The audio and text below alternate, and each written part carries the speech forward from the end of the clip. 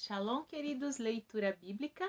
Hoje, dia 6 de novembro, nosso texto está em 2 dos Reis, capítulo de número 19. E aconteceu que Ezequias, tendo ouvido, rasgou suas vestes e se cobriu de pano de saco e entrou na casa de Yahvé. Então enviou a Eliaquim, o mordomo, e a Sebna, o escrivão, e aos anciãos dos sacerdotes, cobertos de pano de saco, ao profeta Isaías, filho de Amós, os quais disseram-lhe: Assim diz Ezequias: Este dia de angústia, de vituperação, de blasfêmia, porque os filhos chegaram ao parto e não há força para os ter. Bem pode ser que Yahvé teu Deus ouça todas as palavras de Rabsaque, a quem enviou a seu senhor, rei da Assíria, para afrontar o Deus vivo e para vituperá-lo com palavras que Yahvé teu Deus tem ouvido. Faze, pois, oração pelo resto que se acha. Os servos do rei Ezequias vieram a Isaías, e Isaías disse-lhe: Assim direis a vosso senhor, assim diz Yahvé, não temas as palavras que ouviste, com as quais os servos do rei da Síria me blasfemaram. Eis que meterei nele um espírito, e ele ouvirá um ruído, e voltará para a sua terra. A espada o farei cair na sua terra. Voltou, pois, Rabsaque e achou o rei da Assíria planejando contra Líbna, porque tinha ouvido que se havia partido de Laquis.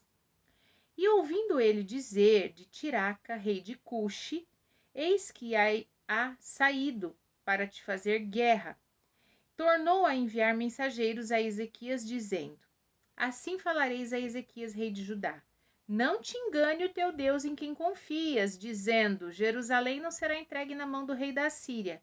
Eis que já tens ouvido o que fizeram os reis da Síria a toda esta terra, destruindo-as totalmente. E tu te livrarás? Porventura, as livraram os deuses das nações em quem destruíram, como a Gozã e a Arã, a Razef e aos filhos de Éden, que estavam em Telassar? O que é feito do rei Amate, do rei Arpade, do rei da cidade de Serfavaim, de Rena e de Iva? Recebendo, pois, Ezequias as cartas das mãos dos mensageiros e lendo-as, subiu à casa de Yahvé, e Ezequias as estendeu perante Yahvé, e orou Ezequias perante Yahvé e disse: Ó Yahvé, Deus de Israel, que habitas entre os querubins, tu mesmo, só tu és Deus de todos os reinos da terra. Tu fizeste os céus e a terra. Inclina, Yahvé, o teu ouvido e ouve. Abre, Yahvé, os teus olhos e olha. Ouve as palavras de Senaqueribe, que ele enviou para afrontar o Deus vivo. Verdade é, ó Yahvé, que os reis da Síria assolaram as nações e as suas terras. Lançaram seus deuses no fogo, porquanto deuses não eram, mas obra de mãos de homem, madeira e pedra, por isso os destruíram. Agora, pois, ó Yahvé nosso Deus, sê servido de nos livrar de sua mão, e assim saberão todos os reinos da terra que só tu és Yahvé Deus. Então Isaías, filho de Amós, mandou dizer a Ezequias: Assim diz Yahvé, Deus de Israel: O que me pediste acerca de Senaqueribe, rei da Assíria, eu ouvi. Esta é a palavra que Yahvé falou dele. A virgem, a filha de Sião, te despreza e de ti zomba. A filha de Jerusalém meneia a cabeça por detrás de ti. A quem afrontaste e blasfemaste? Contra quem alçaste a voz e ergueste os olhos ao alto? Contra o Santo de Israel? Por meio de teus mensageiros afrontaste a Yahvé e disseste: Com a multidão de teus carros subo eu ao alto dos montes, aos lados do Líbano, e cortarei os teus altos cedros e as mais formosas faias, e entrarei nas tuas pousadas externas até o bosque do seu campo fértil. Eu cavei, bebi águas estranhas, e com as plantas dos meus pés secarei os rios dos lugares fortes. Porventura, não ouviste que já dantes fiz isso, e já desde os dias antigos o formei? Agora, porém, o fiz vir, para que fostes tu que reduzisses as cidades fortes aos montões desertos. Por isso, os moradores delas, com as mãos encolhidas, ficaram pasmados e confundidos. eram como erva do campo e hortaliça verde, e feno dos telhados e o trigo queimado antes que se levante.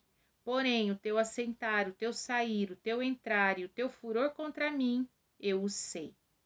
Por causa do teu furor contra mim, e porque tua revolta subiu aos meus ouvidos, portanto porei o meu anzol no teu nariz e o meu freio nos teus lábios, e te farei voltar pelo caminho por onde vieste.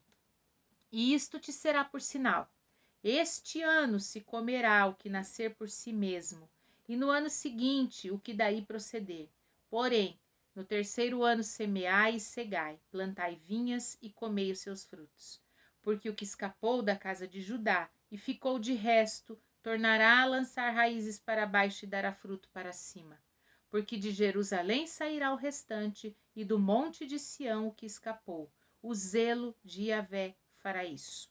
Portanto, assim dizia Yahvé acerca do rei da Assíria: não entrará nesta cidade, nem lançará nela flecha alguma, nem tampouco virá ela com escudo, nem levantará contra ela tranqueira alguma.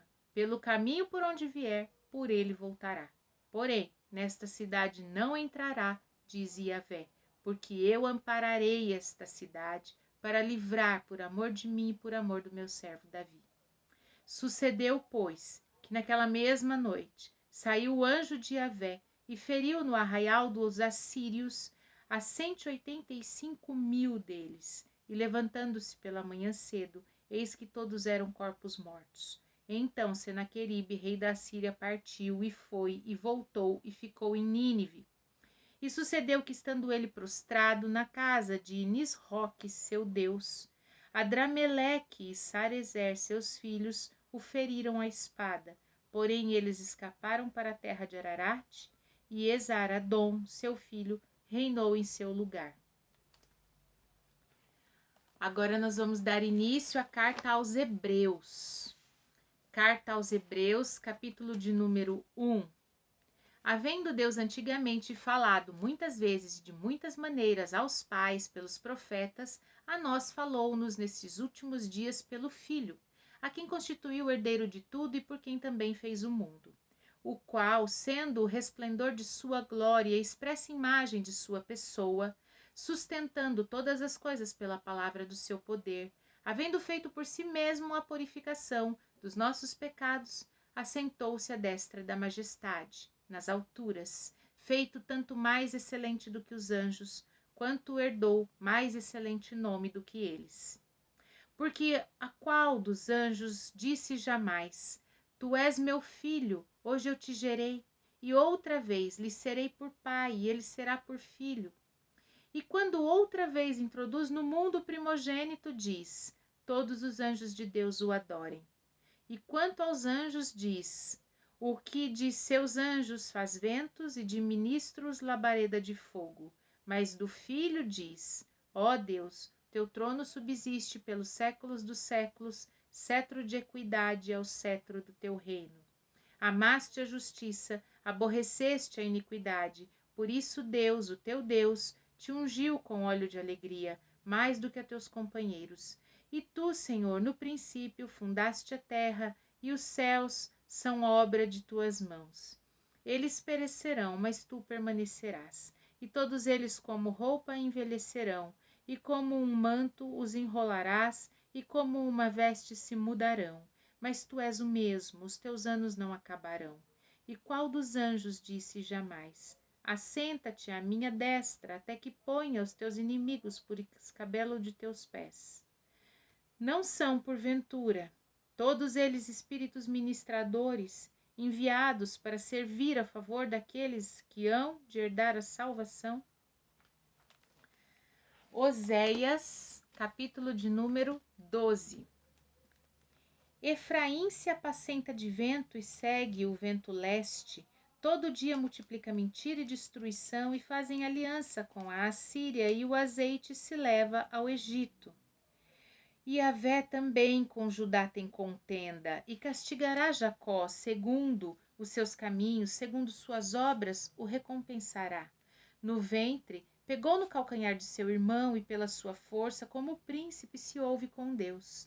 como o príncipe lutou com o anjo e prevaleceu, chorou e lhe suplicou em Betel e o achou, e ali falou conosco. Sim, com Iavé, Deus dos exércitos, Iavé é o seu memorial. Tu, pois, converte-te a Deus, guarda beneficência, o juízo, e em teu Deus espera sempre. É um mercador, tem balança enganadora em sua mão. Ele ama a opressão. E diz Efraim: contudo, eu tenho me enriquecido, tenho adquirido para mim grandes bens. Em todo o meu trabalho não acharão em mim iniquidade alguma que seja pecado. Mas eu sou Iavé, teu Deus, desde a terra do Egito. Eu ainda te farei habitar em tendas como nos dias da reunião solene. E falarei aos profetas e multiplicarei a visão, e pelo ministério dos profetas proporei símiles. Não é Gileade iniquidade?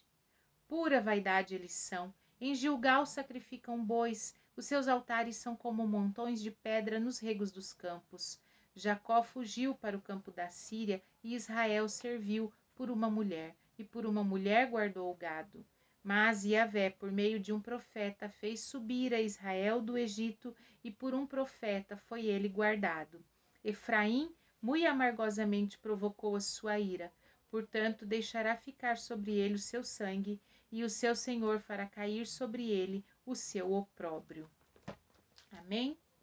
Vimos os nossos textos, então, no dia de hoje, em 2 dos Reis, capítulo 19, que o próprio Deus assume as batalhas daqueles que ficam na dependência do Senhor. Aqueles que obedecem e dependem do Senhor, que não tentam alcançar resultados pela sua própria honra, pela sua própria glória, mas que creem que o Senhor é soberano e que Ele tem planos perfeitos e é Ele quem luta as nossas batalhas, esses sim alcançam as vitórias do Senhor. Evidentemente, quando não temos força, o Senhor faz isso. Enquanto ainda nós temos obrigações da nossa parte, quem tem que fazer somos nós. Mas quando foge, né, aqui a gente sabe que Judá era em menor número do que todo o exército de Senaqueribe, o Senhor foi lá e agiu em favor deles. Então Deus faz aquilo que é impossível para nós fazermos. E aí aqui em Hebreus, né, no capítulo de número 1, nós vimos aqui que o autor deixa muito clara a soberania de Cristo nas regiões celestiais. Não há nenhum ser celestial superior a Jesus.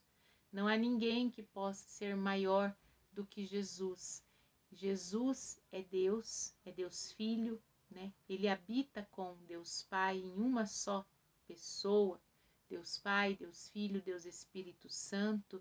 Por isso Jesus é o nome que está acima de todo nome, nos céus, na terra, acima dos céus e embaixo na terra, não tem outro nome como o dele. Ele é supremo, ele é sublime, ele é rei, ele é incomparável, ele é inigualável.